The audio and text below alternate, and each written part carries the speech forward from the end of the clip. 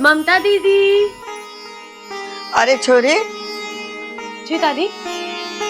मैं कथा का पाठ पढ़ रही हूँ, आ बैठ के सुन ले। दादी मैं। हाँ छोरी, पाठ पढ़ने वाले को जितना पुण्य मिले है ना, उतना सुनने वाले को भी मिले है। आ बैठ।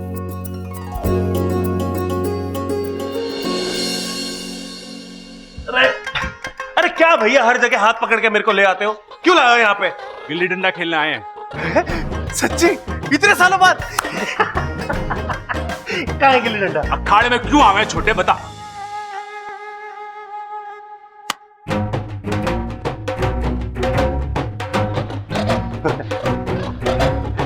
कुश्ती लड़ने आए हैं। अपना घर बार सब कुछ खो चुकी रेणुका अपने पति के साथ नाव में सफर कर रही थी।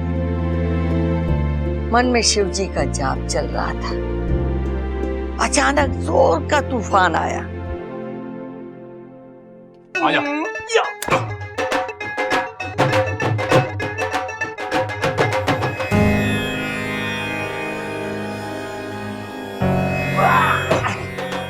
अरे भाई, तेरी जगह पैरों में ना है, तेरे दिल में, दिल में। भाई, लक्ष्मण जी की नजर राम जी के चरणों पे ही होनी चाहिए। मेरा बस चले ना तो आपके पैर उठा के अपने सर पे रख लूं मैं। अरे छोटे, अरे छोटे,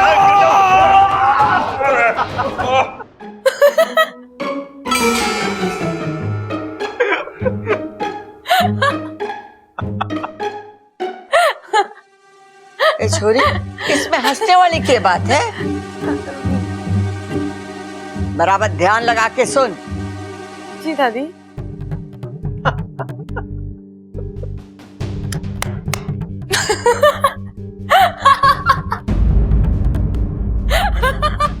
लगता है तेरा ध्यान यहाँ ना है। जा, मुझे मेरा पाठ पढ़ने दे। जी दादी।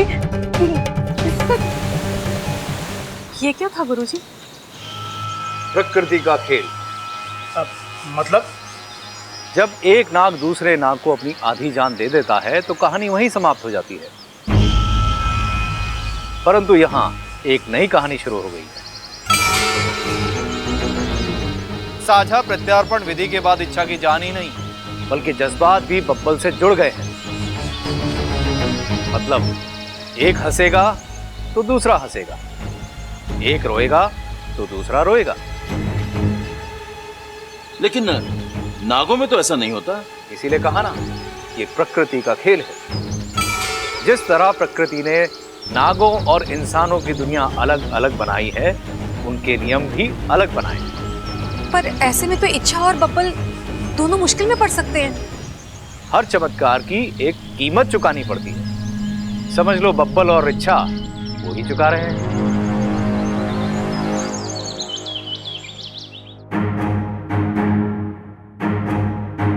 मैं आपकी कुछ मदद कर दूं?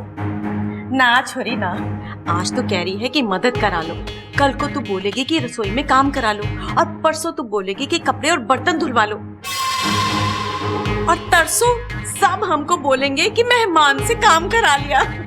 अरे ना छोरी ना, तुम ना बस गप्पे सेको और मैं ना अपनी रोटियां। अच्छा बता, किस काम से आई थी पिया? मैं ये बताने आई हूँ कि आपका घर बहुत प्यारा है। हाँ हाँ सो तो है, और घर वाले बहुत प्यारे। अच्छा, ममता कह रही थी कि कुछ दिन पहले आपके घर में बॉम्ब ब्लास्ट हुआ था। हाँ, ईश्वर की बड़ी कृपा है जो मेरा बब्बल बच गया। ईश्वर की कृपा से पहले सोचिए कि किसी की साजिश हो सकती है या किसी की लापरवाही। देखिए ना, बात छोटी सी है। अगर अप्पू घर में पटाखे फोड़ता ही नहीं तो बब्बल जी के साथ ये हादसा होता ही नहीं। देखिए, जानबूझकर तो कोई अपनों के साथ ऐसा कुछ करता है नहीं, पर जिम्मेदारी का एहसास तो होना चाहिए ना। आई एम श्योर कि ममता एक अच्छी पत्नी है, एक अच्छी बहू है, लेकिन एक अच्छी माँ।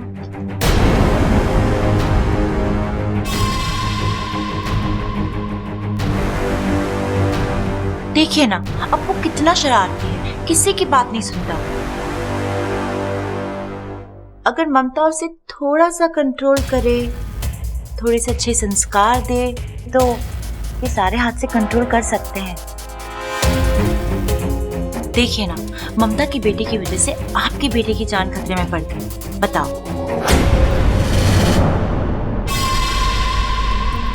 हाँ, मैं अभी आई।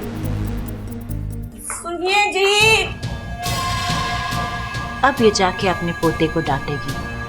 ये देखकर ममता भड़केगी और वो अपने सास से भिड़ेगी। जिस घर ने आज तक झगड़ा नहीं देखा, वो आज सास बहू का झगड़ा देखेगा।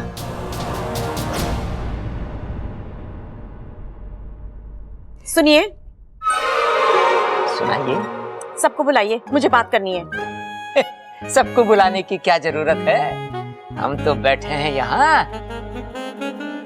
कसम है अखाड़े की, आपकी एक एक बात दिलो जान से सुनेंगे। हाय हाय, आज तो रोमांटिक हो रहे हो, कल को प्यार करोगे और परसों प्रबल सबल बबल का भाई लाने की सोचोगे। आप तो सब क्या कर रहे हो? बातें ठोकना बंद कर। सबल बबल माल जल्दी से इधर आओ, जल्दी आओ। ये हो गया, क्यों चिल्ला रहा है? अरे माँ, आप लोगों के साथ ही बातें ठोकना चाहती है। चंचल को बातें ठोकनी है, यानी कोई जरूरी बात ना होगी। अम्मा जी, जरूरी है, जरा सुनिए तो। बोल, क्या बात है? अब फैलेगा जहर। 1 2। देखिए अम्मा जी, दिवाली के दिन हमने इस अप्पू को समझाया था कि ये पटाखे नहीं फोड़ेगा, लेकिन फिर भी इसने हमारी एक ना मानी और पटाखे चुराए और इसने फोड़े।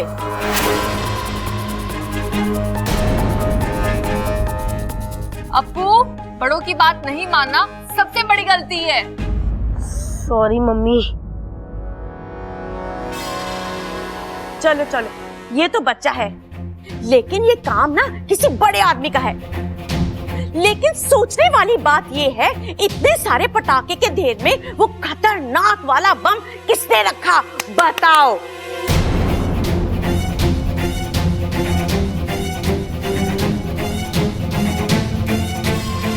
अरे बातें बंद करो, पहले ये तो पता कर लो कि वो बम रखा किसने था।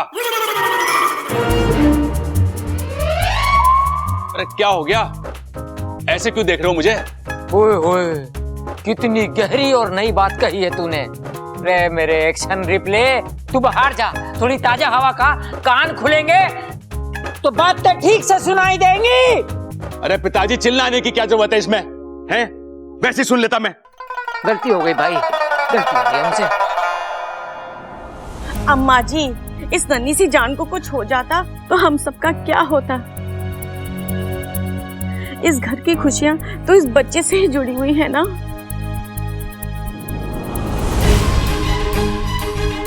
एक मिनट भाई, मेरे मन में एक सवाल आया है। बोल बोल बोल बोल बोल बोल बोल। अरे एक मिनट, मुझे बोलने तो दो। बोल, क्या बात है? क्या बोलना था मुझे? मैं बताता हूँ, रुक जा। अभी क्या बोल? अरे रुक जा, रहने दीजिए, रहने। अपनी लाल किताब निकाल के देखना। सोचने वाली बात तो है, ये इतना बड़ा बम रखा किसने? हाँ दादी, वो पटाखे वाला बम तो नहीं था, और अगर पटाखे वाला बम नहीं था तो वो इस घर में आया कैसे? मेरा ये दाव भी खाली गया। कुछ और सोचना होगा। बम से भी बड़ा, जो सीधा जान पर बना है। बम किसने रखा होगा?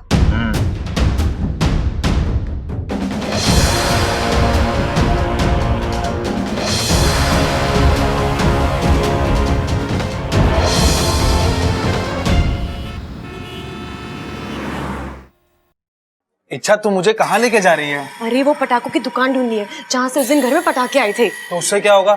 तू तो जानती है ना, जो फटा वो पटाखा नहीं था। अरे मैं जानती हूँ, इसलिए तो हमें इस पटाखों की दुकान तक जाना है और पूछना है कि वो बम उस थैली में डाला गया था या फिर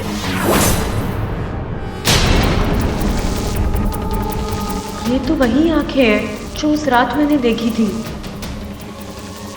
एक नागिन किसी की आंखें पहचानने में धोखा नहीं खा सकती। ये वो देख वाकू। क्या? वाकू, ये वही बंदा है जो दिवाली के दिन घर में घुस आया था। नागों में देव की कृपा है जो आज हमें दिख गया। अब यही हमें उस बम के मालिक तक पहुंचाएगा। चल उसका पीछा करते हैं।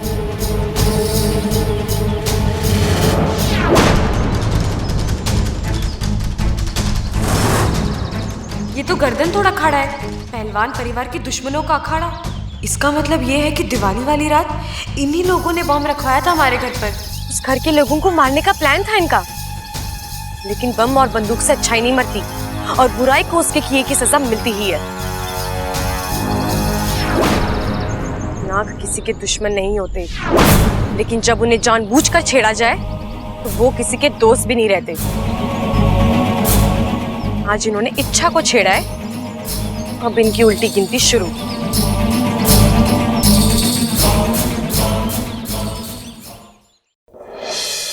आजा आजा। काम हो गया क्या? जी कोच साहब। चल निकल। जी। ए, तुम लोग क्या महाभारत सुन रहे हो क्या? असर करो। ए मोटो, ही क्या के मोटापा देख।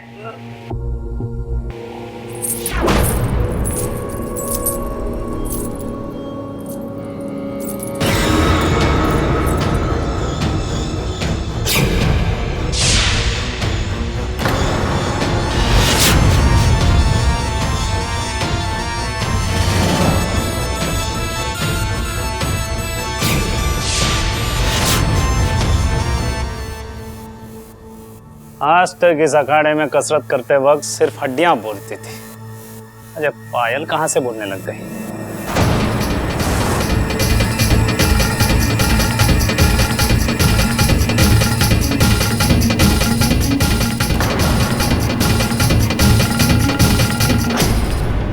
ए छोरी, यहाँ क्या कर रही है?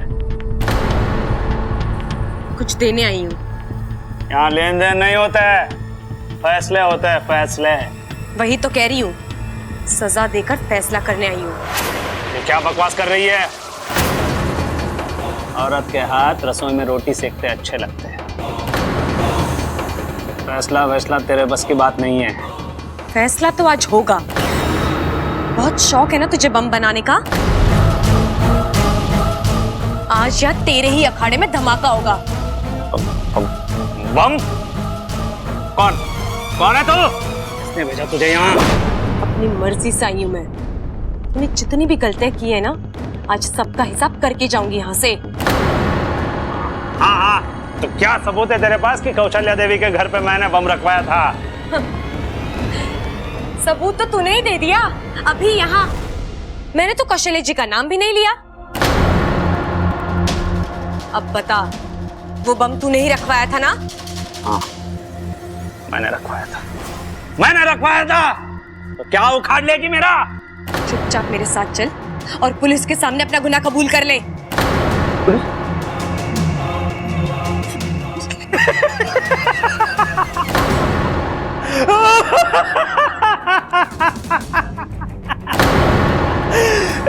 सुनो रे, ये वित्तीय वर्ग की लड़की मुझे डरा रही है। ए बलिराम, लड़की का दिमाग दिखाने पे नहीं है, इलाज कर ले इसका।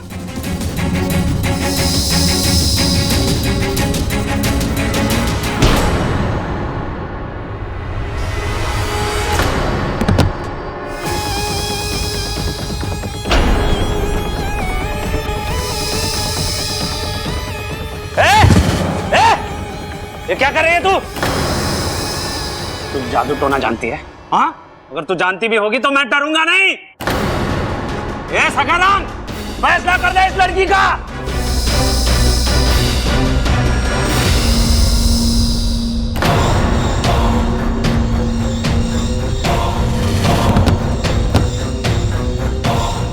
अब भी वक्त है, मान जा। अगर ना मानो तो? हाँ,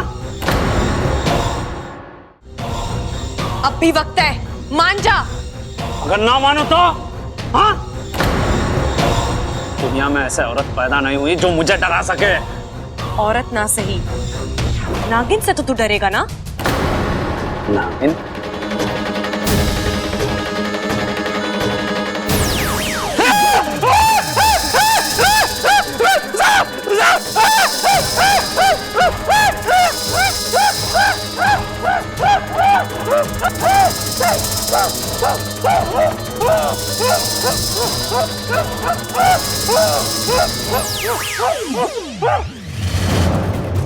आज तक तो मैंने सिर्फ प्यार बांटा है, लेकिन आज तेरी वजह से, तेरी करतूतों की वजह से मुझे अपने रूप में आना पड़ा।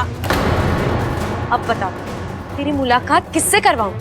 पुलिस से या भगवान से? भगवान नहीं, पुलिस पुलिस पुलिस थी, पुलिस। और सुन, अगर इसके बारे में तूने किसी को बताया तो सीधे भगवान भगवान भगवान नहीं नहीं नहीं, भगवान के पास नहीं, पुलिस पुलिस पुलिस थी।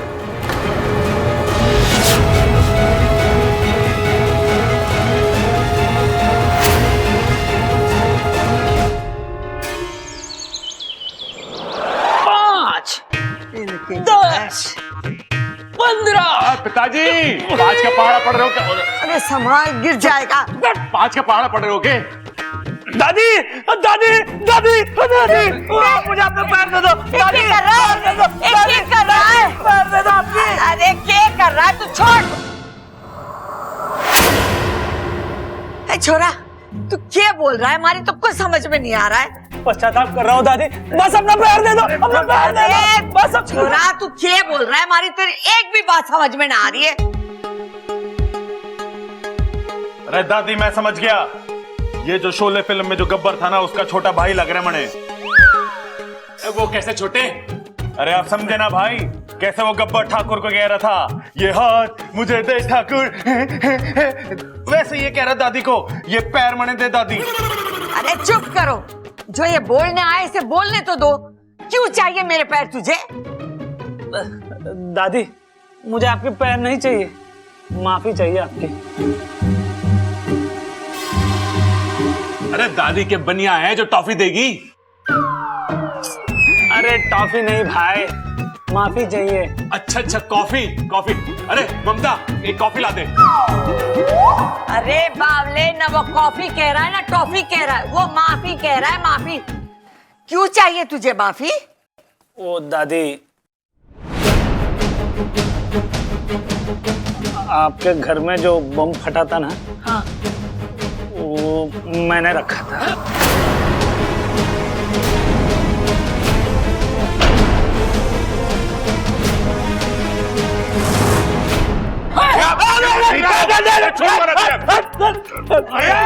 हट जाओ पीछे, चूरन की तरह मसल के रख दूंगा तुझे। अरे रुक जा, खड़ा रुक जा। ना कुछ करने के बाद तो हमसे माफी मांग रहा है। हाँ, तू हमारी जान भी लेना चाहता है? तेरी वजह से हमारे अप्पू के साथ करी तो। अरे बबल, इस घर में मारपीट नहीं होगी।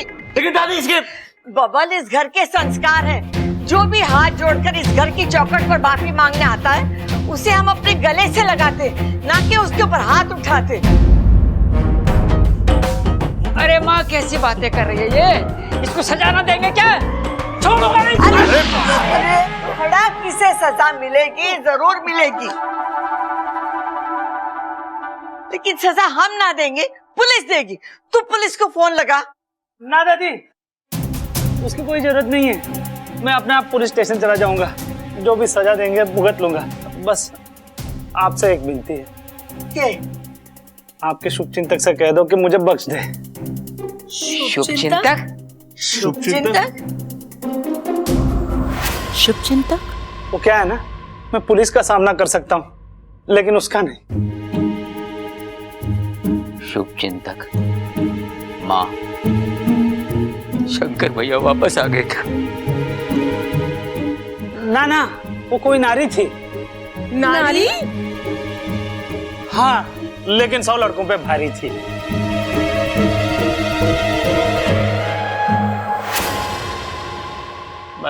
दादी, दादी, मैं पुलिस स्टेशन चलता हूँ, माफ कर दो। निकाल। दादी ये शुभचिंतक क्या हुआ है? अरे बेटे, जो हमारे बारे में शुभ सोचे वो हमारा शुभचिंतक। अच्छा हुआ हमारे घर में बम फूटा। ये छोरे, क्या बोल रही है तू? पता तो चला हमारा भी कोई शुभचिंतक है। हे भगवान, जिस घर में ऐसे नमूने हो उसे तो शुभ चिंतक ही बचा सके। अम्मा जी, पता तो चले ये शुभचिंतक है कौन।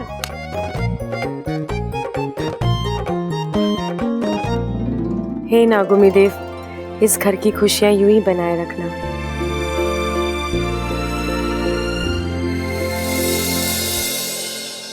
अब अचानक ये शुभचिंतक कहाँ से आ गया, जिसने इतने बड़े पहलवान को भीगी बिल्ली बना दिया? कोई है जो इस घर का सुरक्षा कवच बना हुआ है। उसी ने पहलवान को मार गिराया और वो मुझे भी मार दे रहा है। ढूंढना होगा।